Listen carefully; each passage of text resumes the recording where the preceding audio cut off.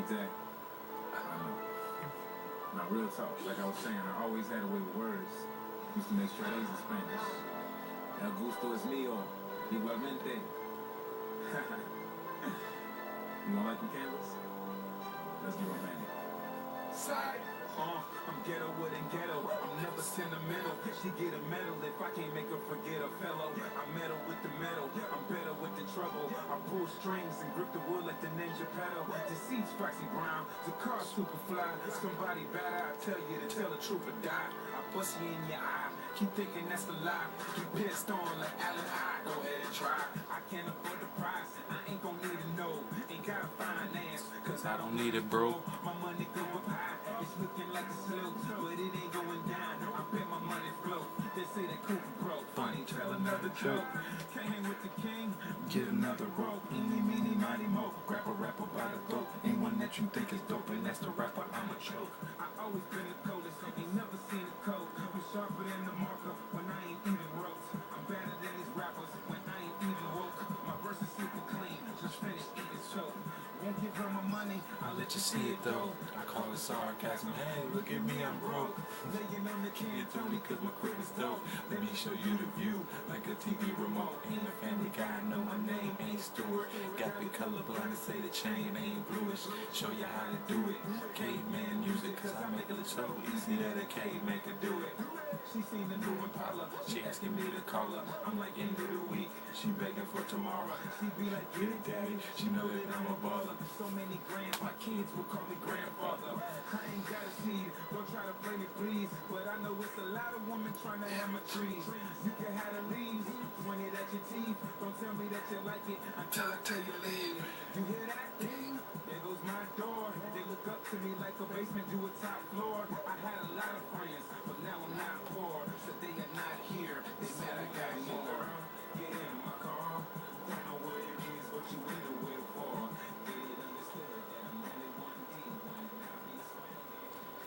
But yeah, Iron Man, that's Chameleonaire from Mixtape Messiah 5, I believe. I'm not really sure what the song's called, maybe Just Act Right. But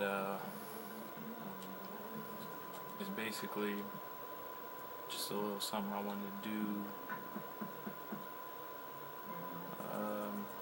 Last video I made, I was talking about public education, and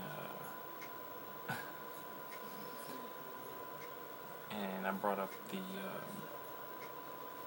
and a point about what they, some of the things they don't want you to be thinking about is the economy. And they give you one class, you take one semester at the end of your high school career that they tell you is going to explain the economy to you, right? By the name of the class, economy. You know what I mean? So, or economics, I guess. But really, they tried to teach us about the stock market, which is one facet of the economy and the economic system in America. And really, it was a very broad, sweeping class that really didn't give you a whole lot of insight into how finances truly work in America or abroad. At least this was my personal experience. I don't know about other high schools, but my high school in particular. And I couldn't blame it on the teacher, because how can you teach the whole of economic policy in a semester? What's that, 18 weeks? It's tough. So I can understand. But basically, I'm going to put it into the simplest terms that I know how to put it into. Okay? And this is why I think a lot of people don't understand it. And today is because it's 100 years old. The system's 100 years old now. So our grandparents, who were children when this was first taking hold, when the system was first taking hold, you know, they wouldn't, they would have seen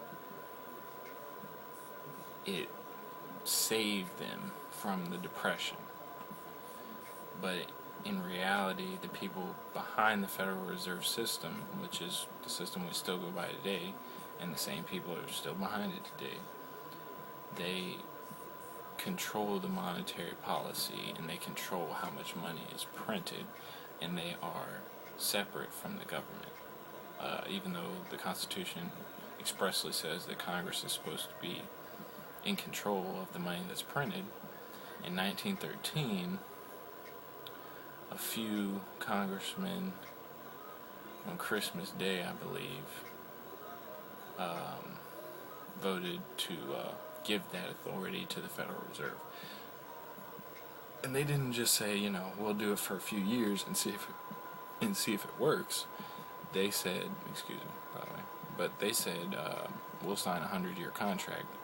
And of course, most of the congressmen were unaware that this was going on. It was Christmas Day. They were with their families. 1913. Information didn't spread that fast. So the Banking Cartel Act, which is known as the Federal Reserve Act, basically gave J.P. Morgan, amongst other very influential bankers, the control over our money, which basically put the people who pay taxes in the pockets of these people that we didn't know, that we could not know anything about. So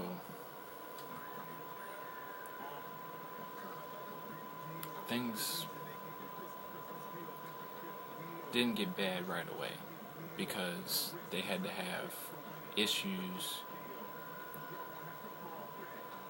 to drive the value of our currency down. Now, they were created, and it's said that they were created to protect the value of the dollar.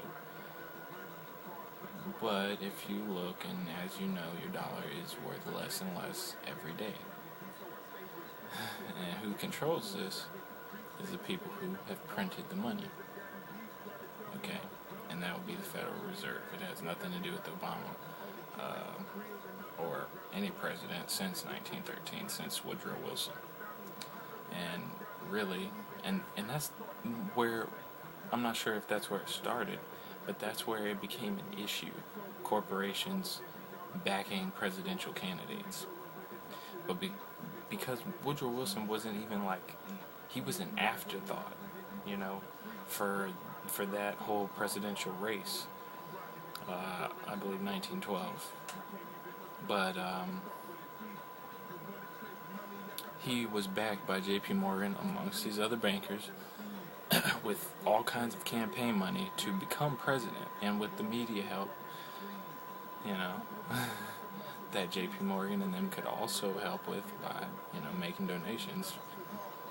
And they put him in the office with the understanding that he would sign this, and he would not make a big deal about signing this bill. And on his deathbed, he wrote about how, or he talked about how he regretted the decisions that he had made. That one more than the rest, which I can see why. But